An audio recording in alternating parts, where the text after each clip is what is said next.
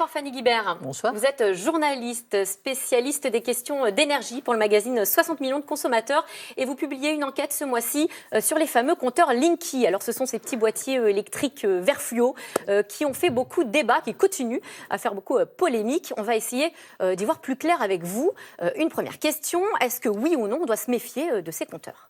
Alors, se méfier, dans l'absolu, si c'est juste pour se méfier, non, il ne faut pas se méfier. Il faut savoir pourquoi, éventuellement, on pourrait refuser. Mais donc, les raisons, c'est pourquoi on pourrait craindre ça. Je pense qu'il n'y a pas de raison de s'en méfier dans l'absolu. En revanche, c'est vrai qu'il y a des vigilances à avoir, notamment sur les données personnelles qu'on pourrait avoir sur moi avec ce compteur. Alors, peut-être on peut revenir d'abord sur leur manière de fonctionner. C'est quoi la particularité de ces compteurs qui sont des compteurs intelligents, des compteurs connectés ? Alors, ils ne sont pas vraiment intelligents, ils sont juste communicants. C'est-à-dire que c'est un compteur qui tourne, comme nos anciens compteurs, qui compte la consommation, mais kilowattheures consommés au fil de la journée. La seule chose, c'est qu'ils communiquent, c'est-à-dire qu'ils envoient régulièrement des informations à Enedis, pour la plupart du temps, qui est le gestionnaire du compteur. Et donc, ça permet d'éviter ce qu'on avait avant, une fois par an, une relève pour vérifier à combien on en était sur le compteur. Là, tous les jours, il y a quelque chose qui part vers Enedis. D'office, sans qu'il y ait besoin forcément d'un agent d'Enedis qui est la filiale d'EDF. Exactement, ça se fait automatiquement. On va regarder un petit tour de France des compteurs justement qui sont déjà installés aujourd'hui, puisque on est en pleine période d'installation. 13,5 millions de compteurs déjà installés en France, sur 35 millions à terme. Ça concerne 9 900 communes françaises et le rythme est très soutenu, puisque il y a déjà 30 000 compteurs qui sont installés tous les jours. Malgré tout, des consommateurs, évidemment, sont très méfiants.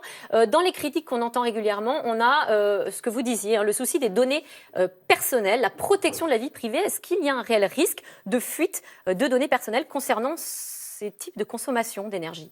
Alors, de fuite, non. Mais effectivement, et ce n'est pas pour rien que la Commission informatique et liberté a, dès 2012, donné un cadre pour l'utilisation de ce compteur, parce qu'effectivement, dès lors que vous pouvez descendre sur un suivi de consommation qui ne se fait pas juste au quotidien, mais qui peut être éventuellement toutes les heures, qui peut être éventuellement toutes les demi-heures, et même dans l'absolu, toutes les 10 minutes. On va regarder, effectivement, on va voir un diagramme où on voit heure par heure ou jour par jour. Là, c'est heure par heure. Voilà, on voit bien que la consommation, elle est très finement analysée. Le matin, jusqu'à 10h, on a un vrai pic de consommation d'énergie, puis ensuite plus rien, puis après ça reprend vers 16h. Ce genre de choses, effectivement, ce sont des données qui vont être enregistrées par Linky. Exactement, et donc à partir de ce tableau-là, on peut déduire qu'à 2h du matin, vous avez par exemple votre lave-linge qui se met en route, on peut déduire que vous avez un sèche-linge qui se met aussi à partir de 6h, que vous vous levez avec une machine à café, etc. Et c'est bien parce que ça permet d'avoir des informations finalement sur votre mode de vie que la CNIL a dit attention, on ne peut pas faire n'importe quoi. La principale règle, c'est que les données appartiennent aux gens, et il n'y a qu'eux qui peuvent décider de les communiquer. Même à Enedis, Enedis normalement se contente d'enregistrer pour faire des factures, parce qu'à un moment il faut bien compter la consommation, mais l'utilisation des données, je peux m'y opposer si je le souhaite. Après, la seule chose qui va se passer, c'est que les fournisseurs, donc les fournisseurs EDF, Engie, Eni, etc., Direct Énergie, vont faire des propositions pour avoir des offres avantageuses, et là vont me demander l'autorisation d'accéder à mes données pour me faire des propositions avantageuses. Et c'est là que ça va se passer, c'est-à-dire que moi je vais donner mon accord, ou pas, mais si je veux profiter des offres avantageuses, je vais le donner. Et donc du coup, il va falloir bien surveiller à qui je le donne, dans quelles conditions, pourquoi faire. Autre critique qu'on entend beaucoup, c'est les risques pour la santé et les expositions aux ondes électromagnétiques. Est-ce que cette crainte est justifiée ? A priori, non, d'après ce que nous a dit l'agence sanitaire. Il y a eu des mesures de fait. Visiblement, il n'y a pas de raison de s'inquiéter.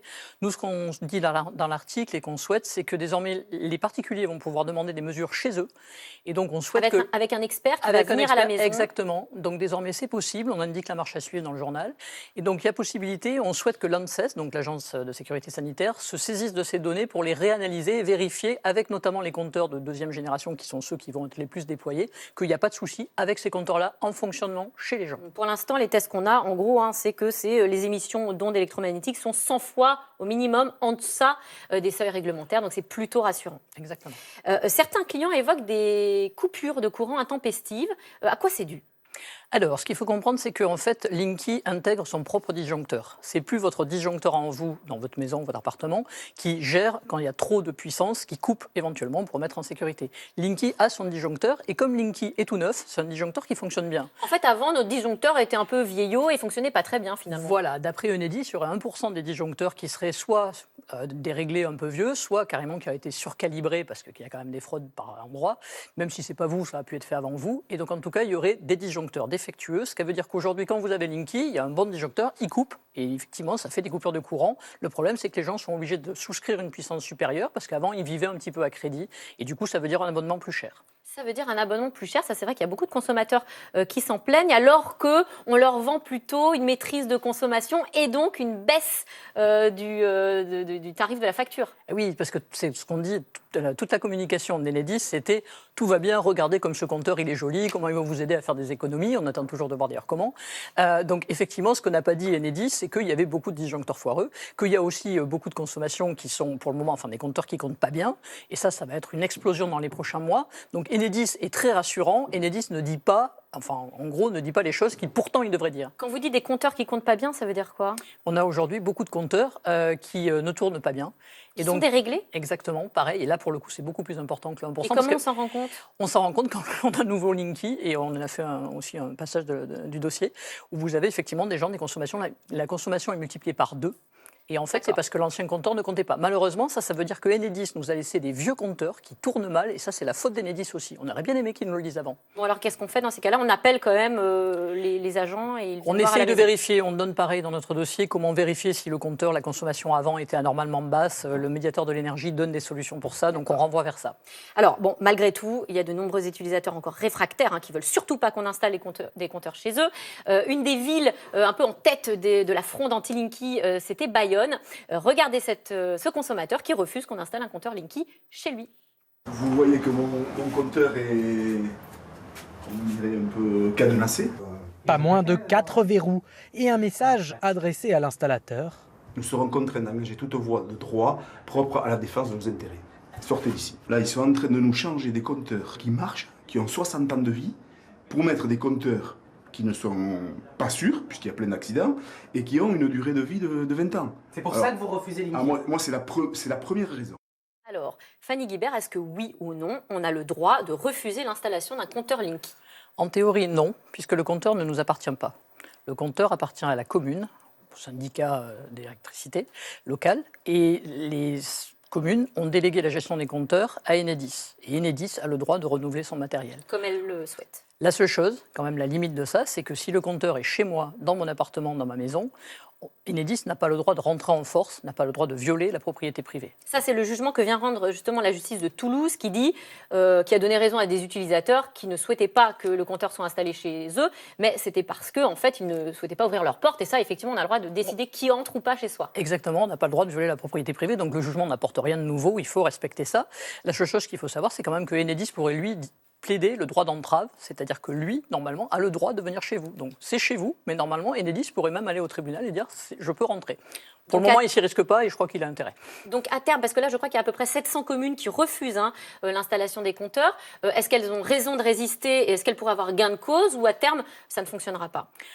C'est toujours difficile. Je pense que si on a toutes ces craintes-là, si Enedis avait mieux communiqué, encore une fois, depuis le début, Enedis nous dit « dormez bien, tout va bien, notre compteur il est joli et en plus il n'y a pas de souci », ils n'ont pas compris qu'il fallait que les mesures, par exemple, ne soient pas faites par eux mais par d'autres, qu'il y ait des contrôles. Nous, on réclame une commission de suivi depuis le début.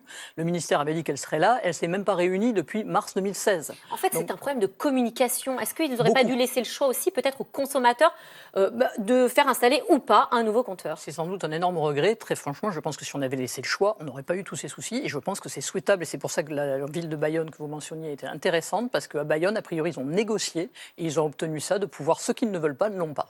Merci Fanny Guibert, merci à vous. Je rappelle que vous êtes journaliste spécialiste énergie pour le magazine 60 millions de consommateurs. Tout de suite, c'est dans l'air avec Caroline Roux, une émission consacrée ce soir à Charles Aznavour qui s'est éteint hier. Comment ce fils d'immigrés arméniens est-il parvenu au sommet? Retour sur un mythe de la chanson française avec Caroline Roux et ses invités.